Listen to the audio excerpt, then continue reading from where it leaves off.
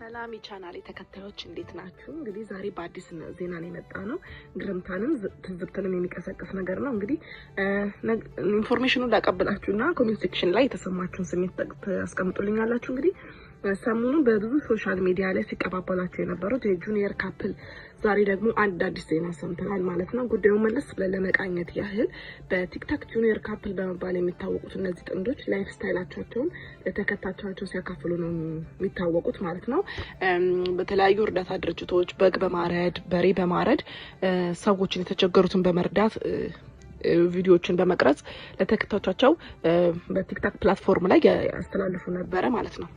እንዲሁም ደግሞ የተለያየ ግል ቢዝነስም ነበራቸው። በአርቲፊሻል ሳር ሽያጭ ላይ የተሰማሩ ነበር። እንዲሁም ሰሞኑን ደግሞ እሱ ቤትን እንደገዛ የአፓርታማ ቤት እንደገዛላት እንዲሁም ደግሞ መሀል ቦሌ ላይ ሱቅ እንደተከፈተላት የተለያዩ በቪዲዮቻቸውን አካፍለውን ነበር።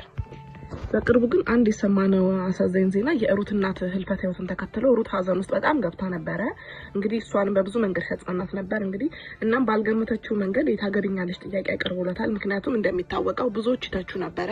ቀለበት ሳይኖራቸው ሳይጋቡ እንዴት አንድ ላይ ይኖራሉ የሚል አንድ የቲክቶክ አጀንዳ ተነስቶባቸው ነበር ከዚህ ቀደም እንግዲህ ተመልካቾቼ እና ያንንም መልስ ለመስጠት ይመስለኛል ትክክለኛውን ጊዜ መርጦ እናቱ ሀዘን ላይ ባለችበት ወቅት እሷን ለማጽናናት በማሰብ ቀለበት አድርጎላታል። እናም ባልገመተችው መንገድ ነው ቀለበት ያደረገላት። እንግዲህ ደስታቸውንም ምን ትንሽም ቢሆን ያው ነገሩን እሷን ደስ ያሰኛታል ብሎ ያደረገው ነገር ነው። እንግዲህ ተከታዮቻቸው በእናቷ ሞት ያዘኑ ያዝኑ በሷ ቀለበት ማሰር ቢደሰቱም ይሄንን ሀዘናቸውና ደስታቸውን ሳይጨርሱ ደግሞ ሌላ አዲስ ነገር ተፈጥሮ ነበር። እንግዲህ እሱ መኪና በሚያሽከረክርበት ወቅት ሰው ገጭቶ አይ ቲንክ ዮናስ ይባላል መሰለኝ ሰው ገጭቶ የዛ ሰው ህይወት ሊያልፍ ችሏል። በዚህ ምክንያት የፖሊስ ጣቢያ እንደገባና ጉዳዩ በህግ ጥላ ስር እንዳለ እየተጣራ እንደሆነ ነው እንግዲህ የነበረን በተለያዩ ፕላትፎርም ላይ ስናያቸው የነበረን መረጃዎች እንደዛ ነበሩ። ሌላው በሶሻል ሚዲያ ተጠቃሚ የሚያውቀው ነገር ሩታ ሀዘን ውስጥ እንደሆነች ብቻዋን እንደሆነች ማለት ሀዘን እንደተደራረበባት በባለቤቷና በእናቷ በማጣቷ እንግዲህ ሀዘን ውስጥ እንደነበረች ነው የምናውቀው። ነገር ግን አሁን እንግዲህ ተመልካቾቼ ነገር ግን ብዬ አሁን ላይ ግን ያለኝ መረጃ እሱ ከስር እንደተፈታ ያው ሚስጥር አድርገውታል። ዛቷ ለምንም እንደሆነ እንግዲህ አናቀም። እሱ ከስር እንደተፈታ የሚወጡ ጭምጭምታዎች አሉ፣ መረጃዎችም አሉ፣ አይተነዋል የሚሉም አሉ ማለት ነው። እንግዲህ ይሄንን ሰምተናል። መፈታቱንም ተከትሎ ድግስ ተደግሶ እንደነበረና ከበርቻቻ ምንም እንደነበረ ያው እንግዲህ ከቅርባቸው ካሉ ሰዎች ሰምተናል። ምክንያቱም ቲክታክ ላይ አንዳንድ እንትን ሲወራም ነበር ስለዚህ ጉዳይ ማለት ነው። እንኳን ደህና ተፈታ የሚል አይነት ዝግጅት እንደተዘጋጀ ተነግሯል። ነገር ግን ይሄንን ሚስጥር ሊያደርጉት ፈልገዋል። ለምን እንደሆነ እንግዲህ እኛ ማናውቀው። እስቲ እናንተ ኮሜንት ላይ ግምታችሁን ታስቀምጡልኛላችሁ። ህግ ይዞት ነበር ግን አሁን ተፈቷል። ምናልባት ወይ በሽምግልና አልቆ ሊሆን ይችላል አናውቅም። ነገር ግን የሞተውን ነፍሱን ይማር። እንደውም ብዙዎቹ ኮሜንት ላይ ሲያስቀምጡ የነበሩት እነሱ ታዋቂ ስለሆኑ ተጽዕኖ ፈጣሪ ስለሆኑ ለሟቹ ምንም አይነት ሀዘን እየተደረገ አይደለም። ቤተሰቦች ልጆቻቸው ናቸው ሆነን ማስተባበል ሲሉ ነበር። እንዴት ሁለት ወገን ተከፍቶ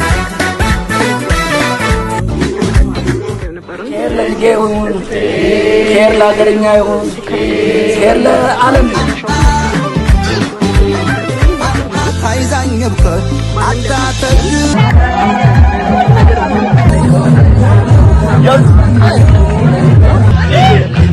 እሱ እስር ቤት እንደነበረ እንዲሁም ደግሞ እሷ ብቻዋን እንደሆነች ነገር ግን እያጽናናችሁኝ ስላላችሁ አመሰግናለሁ። ከጎኔ ስላላችሁ አመሰግናለሁ። ነገር ግን እኛም በተመለከተ በተለያየ ሶሻል ሚዲያ ላይ የምትገልጹትን ነገር አቁሙልኝ እባካችሁ፣ ቪዲዮንም ጥፋቱን አንሱልኝ ስትል ነበር ተደመጣችሁ። ነገር ግን በዛ ቅጽበት እሱ ቤት ውስጥ እንደነበረ ብዙ ሰዎች መረጃ እያወጡ ነው። የሚገርመው የቅርብ ሰዎቻቸው ነው መረጃ እያወጡባቸው ያሉት ማለት ነውና ለምን ይሄ እንዳስፈለገ አይዶን ነው። ለምን ይሄ ያስፈልጋል? ምክንያቱም ህዝቡ ከልቡ ነው ያዘነው።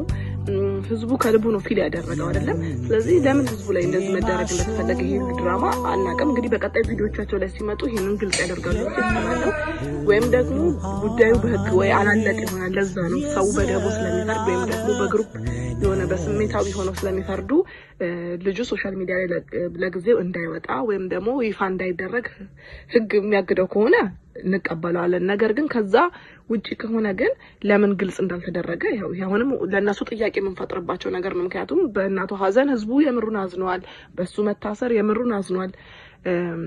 የሞተው ልጅ ነፍስ ይማር ባልንበት ጎን ለጎን እሱም ደግሞ እንደው በተፈታ ብለን ነበረ። ነገር ግን ዛሬ እሱ መፈታቱን በውስጥ እነሱ እያከበሩ ለምን ለህዝቡ ይፋ መደረግ እንዳልተፈለገ እስካሁን ጥያቄ የፈጠረ ነገር ነው። እንግዲህ ቤተሰቦች ይሄ ለምን ሊሆን ቻለ ከዚህ አንጻር ነው የሚለውን ደግሞ እናንተ ኮሜንት ሴክሽን ላይ ሀሳባችሁን ግለጹልኝ። አዳዲስ ኢንፎርሜሽን ሲኖረኝ እንደዚሁ መጥቼ አካፈላችኋለሁ። ላይክ፣ ሼር፣ ሰብስክራይብ ስለምታረጉ